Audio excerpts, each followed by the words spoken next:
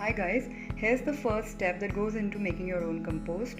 You start by collecting kitchen waste. You can take peels of fruits and vegetables. For larger chunks, you can chop them.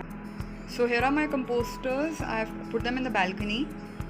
These are by Daily Dump. The small one is for one person and the bigger one is for a small family. It's a 3-tiered composter. You also get 4-tiered ones. So we start by putting the kitchen waste in the top compartment of this composter. As I open the lid, you can see that I have this newspaper inside. And I remove the newspaper. You can see some powder. This is called remix powder. Under this powder is all the kitchen waste. I've covered the waste using at least 4 fistfuls of remix powder. Every day the process is the same. I will be putting the kitchen waste in it. All the peels that I had collected in the morning, I'll be putting them and then taking 4 fistfuls and covering it up entirely.